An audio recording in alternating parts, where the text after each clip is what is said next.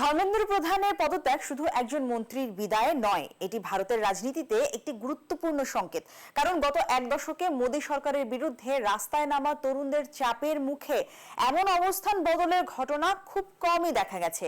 শুরুতে এই আন্দোলনকে শুধু নিট প্রশ্ন ফাঁসকে ঘিরে ছাত্র অসন্তোষ হিসেবে দেখা হচ্ছিল, কিন্তু ধীরে ধীরে এটি আরো বড় প্রশ্নে পরিণত হয়। ভারতের তরুণ প্রজন্ম আসলে কি নিয়ে উদ্বিগ্ন?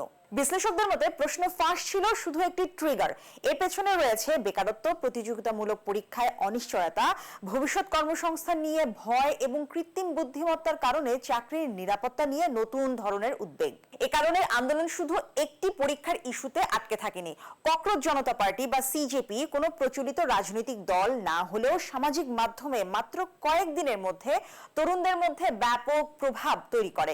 বিশেষ করে সরকারের সমালোচনার জন্য তারা একটি নতুন প্ল্যাটফর্ম তৈরি করেছে। রাজনৈতিক বিশ্লেষকদের মতে এই আন্দোলনের সবচেয়ে বড় বার্তা হলো তরুণ ভোটারদের একটি অংশ এখন শুধু পরিচয় বা প্রচলিত রাজনৈতিক বিভাজনের ভিত্তিতে সিদ্ধান্ত নিতে চাইছে না, তারা চাকরির সুযোগ এবং নিজেদের ভবিষ্যৎ নিয়েও প্রশ্ন তুলছে।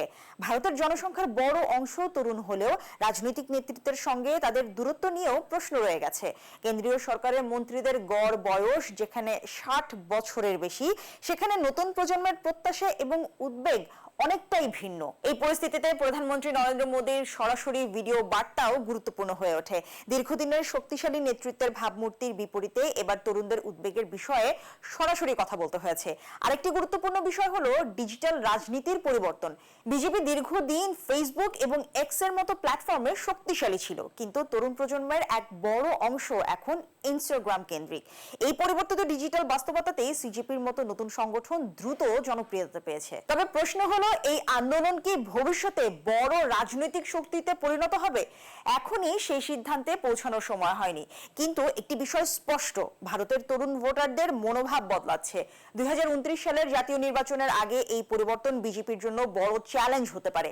কারণ নতুন প্রজন্ম শুধু শক্তিশালী নেতৃত্ব দেখতে চায় না, তারা নিজেদের সমস্যার বাস্তব সমাধানও দেখতে চায়। ধর্মেন্দ্র প্রধানের পদত্যাগ তাই শুধু একটি প্রশাসনিক সিদ্ধান্ত নয়, এটি একটি রাজনৈতিক বার্তা। ভারতের তরুণ প্রজন্মের কণ্ঠ এখন আর সহজেই উপেক্ষা করা যাবে না।